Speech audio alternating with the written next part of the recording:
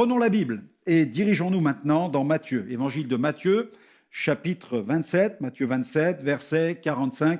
Je vous propose de lire jusqu'au verset 54 cette scène tellement émouvante de la crucifixion. Voilà ce qui est écrit. Depuis la 6e heure jusqu'à la 9e heure, il y eut des ténèbres sur toute la terre.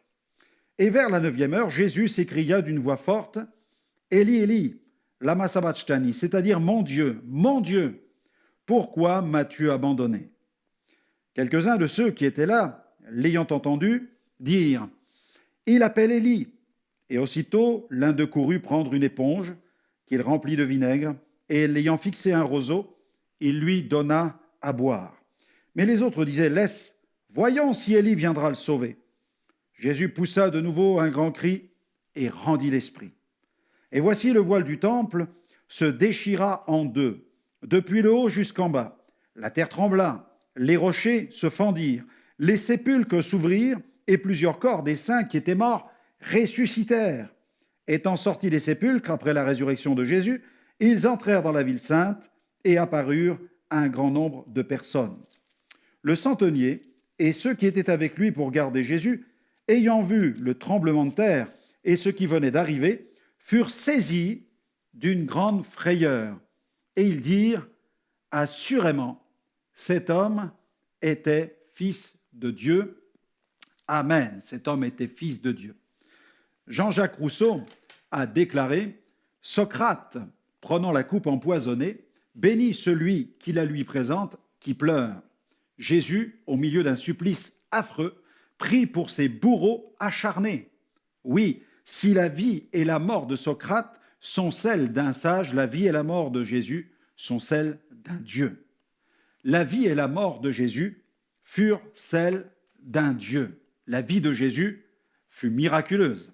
Sa naissance fut aussi miraculeuse. D'ailleurs, la Bible nous dit ceci. Dans Matthieu chapitre 1er, verset 18, voici de quelle manière arriva la naissance de Jésus-Christ. Marie, sa mère, ayant été fiancée à Joseph, se trouva enceinte par la vertu du Saint-Esprit, avant qu'ils eussent habité ensemble. Dans la version Tob, nous lisons qu'elle se trouva enceinte par le fait de l'Esprit Saint. Son incarnation fut donc le résultat d'un acte divin, surnaturel. Son ministère terrestre, lui aussi, fut miraculeux. L'apôtre Pierre a déclaré, dans Acte 10, verset 38, « Vous savez comment Dieu a oint du Saint-Esprit et de force Jésus de Nazareth qui allait de lieu en lieu, faisant du bien et guérissant tous ceux qui étaient sous l'empire du diable, car Dieu était avec lui. » Donc la naissance du Seigneur fut miraculeuse, son ministère fut miraculeux.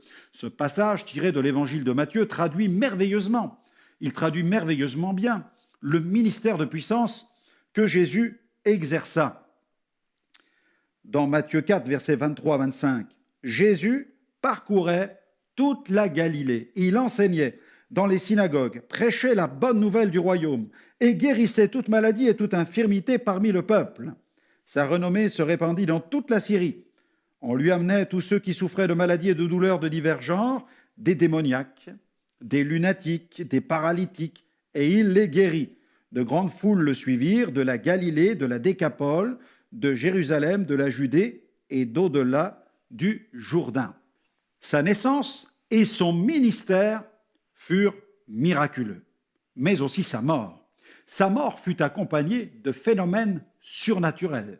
5 phénomènes surnaturels ont eu lieu au cours des 3 dernières heures de sa vie. Nous pourrions comparer ces 5 phénomènes à 5 pièces à conviction qui certifièrent l'authenticité et le caractère divin du sacrifice de Jésus.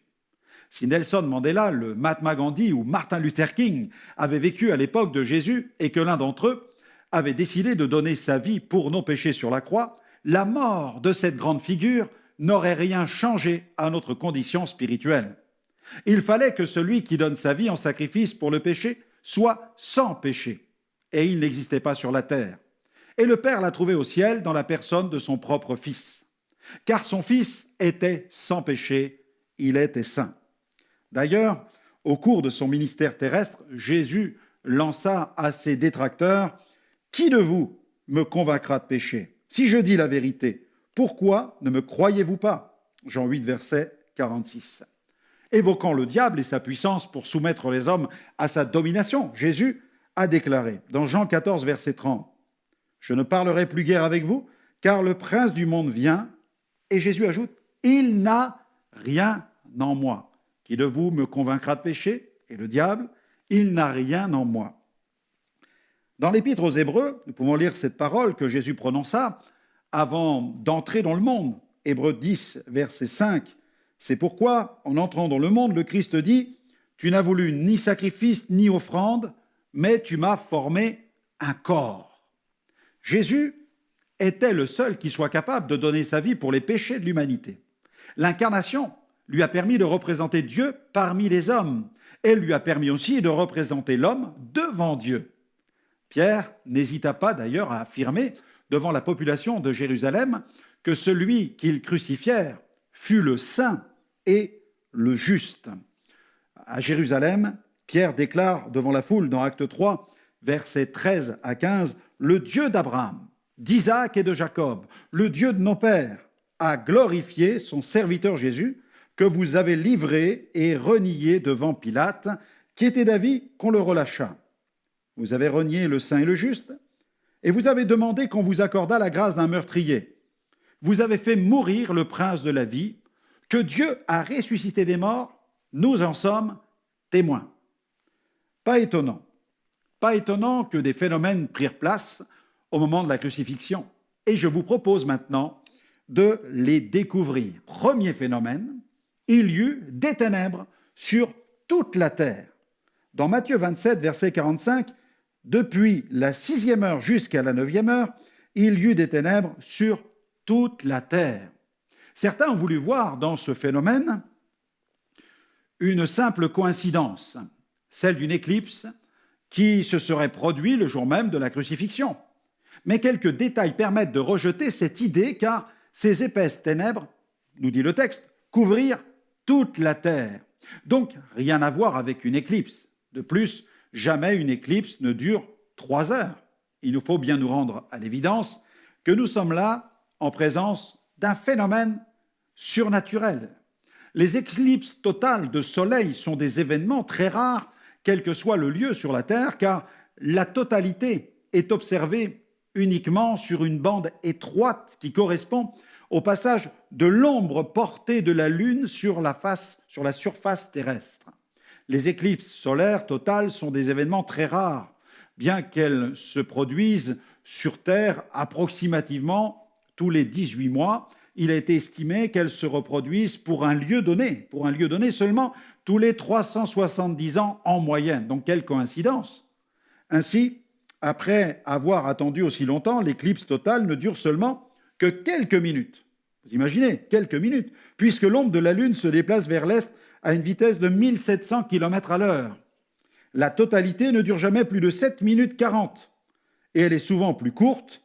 Au cours de chaque millénaire, il y a généralement un peu moins de 10 éclipses excédant 7 minutes. Cependant, le jour de la crucifixion de Jésus, l'éclipse plongea le monde entier dans les ténèbres pendant 3 heures. La main divine fut à l'origine de ce phénomène. C'est le Père qui couvrit la terre de ténèbres. Il jeta comme un voile mortuaire sur ce jour qui fut le plus sombre de toute l'histoire de l'humanité. Ce jour-là, Jésus donna sa vie pour nos péchés. Deuxième phénomène. Le voile du temple se déchira. Dans Matthieu 27, versets 50 à 51. Jésus poussa de nouveau un cri d'une voix forte et rendit l'esprit. Et voici, le voile du temple se déchira en deux, du haut en bas, et ensuite la terre trembla. Certains ont prétendu que le tremblement de terre fut à l'origine de cette immense déchirure qui coupa le voile en 2 morceaux. Mais ça n'est pas possible, car le tremblement de terre eut lieu après que le voile eût été déchiré. Et puis, si le tremblement de terre avait été à l'origine de cette déchirure, le voile se serait déchiré de bas en haut et non pas de haut en bas. Une fois encore, c'est la main divine qui déchira ce voile, et ce, au moment même, notons-le bien, au moment même où Jésus rendit l'Esprit. Le sacrifice venait d'être agréé par le Père. Ainsi, en remettant son esprit entre les mains de son Père, Jésus nous ouvrit une route nouvelle. Ainsi, ce voile du temple qui séparait le lieu saint du lieu très saint et en défendait l'entrée, au-delà duquel le souverain sacrificateur seul pouvait pénétrer, et cela une fois par an, au grand jour des expiations, eh bien, cette déchirure indiquait que la demeure du Dieu saint était maintenant, et cette demeure qui était inaccessible à l'homme, eh bien, était maintenant accessible. Mais ce voile déchiré, au moment où se consommait sur la croix le vrai sacrifice d'expiation pour le péché, proclamait aux yeux de tout le peuple assemblé dans le temple pour cette oblation du soir que désormais, l'accès au trône de la grâce, eh bien, était ouvert. Gloire à Dieu.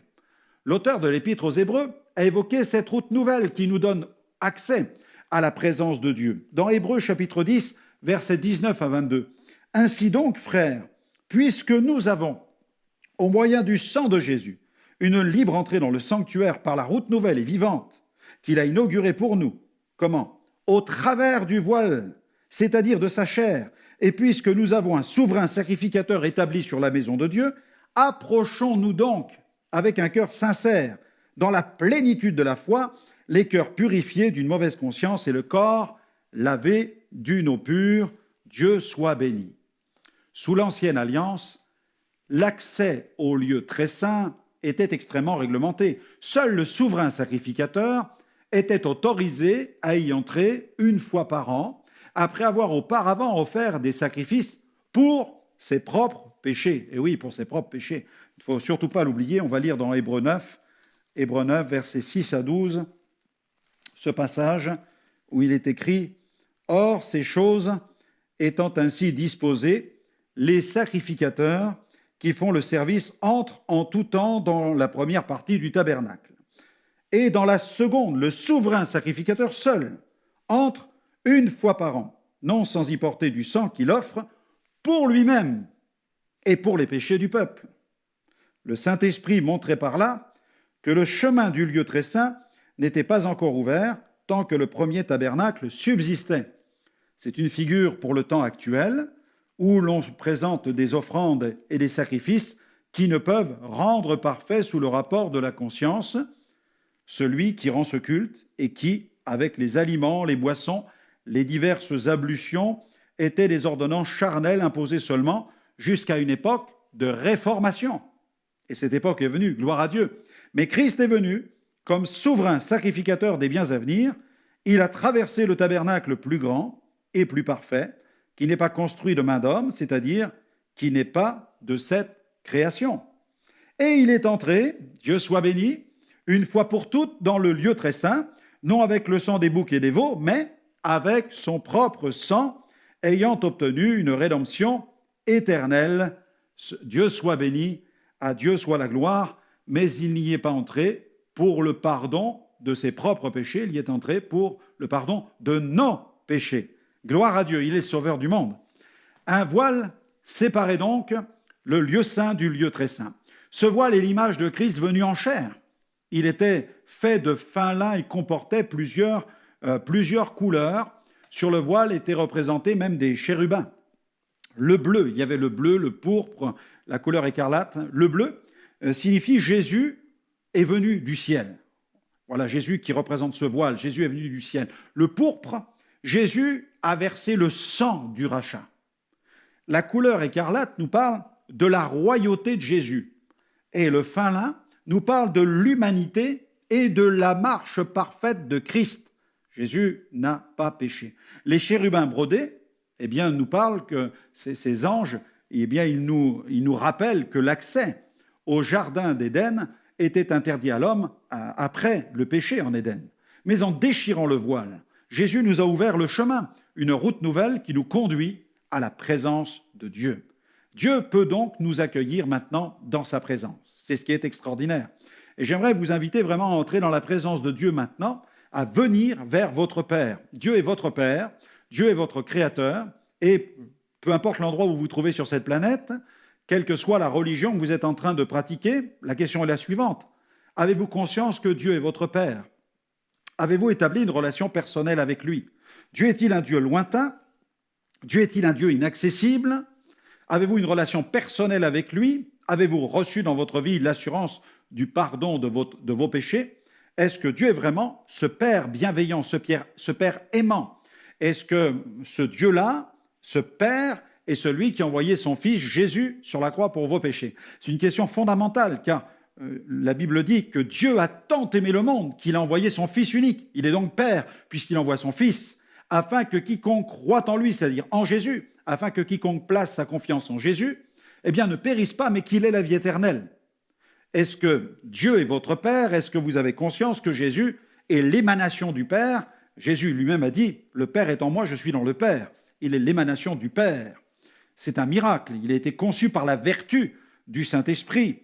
C'est un acte surnaturel. Jésus qui est incarné, c'est l'incarnation de la parole dans les entrailles de Marie, et Marie donne naissance à celui qui va devenir le Messie. Jésus, la parole faite chair. Jésus est vraiment le Fils de Dieu. Est-ce qu'il est vraiment le Fils de Dieu? Est-ce que Jésus est votre Sauveur? Je vous invite vraiment à le recevoir parce que la route est ouverte. Le chemin est ouvert depuis 2000 ans. Il a versé son sang sur la croix pour vos péchés. Il a dit, je suis le chemin, je suis la vérité, je suis la vie, nul ne vient au Père que par moi. Et là où vous vous trouvez, je vous invite à prier et à demander pardon pour vos péchés.